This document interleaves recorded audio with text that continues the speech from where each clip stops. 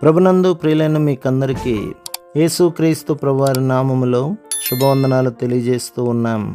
దైవజనులు బ్రదర్ భక్త సింగ్ గారి పరిచర్యలో నుండి దైవ మర్మములు. నవంబర్ 6. ఇశ్రాయేలు విషయమైతే అవిధేయులైన ఎదురాడు ప్రజలకు నేను దినమంతయు నా చేతులు చాచితిని అని చెప్పుచున్నాడు. రోమపత్రిక 10వ అధ్యాయం 21వ వచనం. పాలస్తీనా ప్రజలు దేవునికి అవిధేయులైనందున చెదరగొట్టబడి లోకమందంతటా అన్ని దేశములలో నివసించుచుండిరి.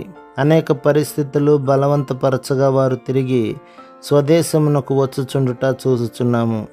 ఏ ఏ దేశముల నుండి పోయిరో ఆయా దేశముల నుండి ధనము జ్ఞానము తెచ్చుకొని తాము ఆక్రమించుకొనిన భూభాగము ఒక ఎడారిగా ఉండగా దానిని ఒక 25 సంవత్సరములలో ఫలవంతమైన భూమిగా మార్చివేసిరి. 25 ఏళ్ల క్రిందట నీవు పాలస్తీనాను చూచి ఉండిన ఎడల వట్టి ఎడారినే చూచి ఉందువు. ఇప్పుడు ఎక్కడ చూచినను ఎంతో వర్ధిల్లుచు పట్టణములతో నిండిన బహురమ్యమైన దేశముగా కనబడును.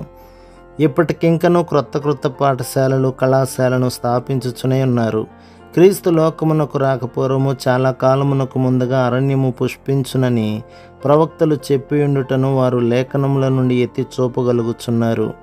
ఈ యూదులే లేఖనములను బహుభద్రముగా నుంచి ఉన్నారు. యూదులలో నుండి వచ్చిన విశ్వాసులైన క్రైస్తవులతో పాలస్తీనాలో నేను కొన్ని దినములు గడిపితిని. వారి స్వదేశస్థుల విషయమై ఎంతగానో చింతించుచున్నారని వారు నాకు తెలిపిరి. ఎన్నో భాగ్యములు కలిగి ఉండినను వారింకను అంధకారమందు ఉన్నారు.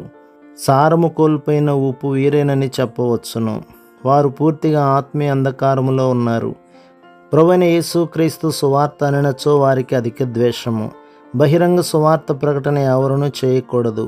వారి దేశమందు చెడుగు ప్రవేశించిన ఎడల వారికి చింత లేదు.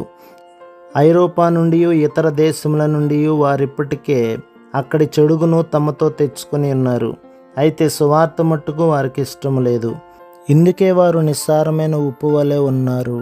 ప్రభు మిమ్మును మీ కుటుంబమును మీ సంఘమును దీవించి ఆశీర్వదించునుగాక. ఆమేన్.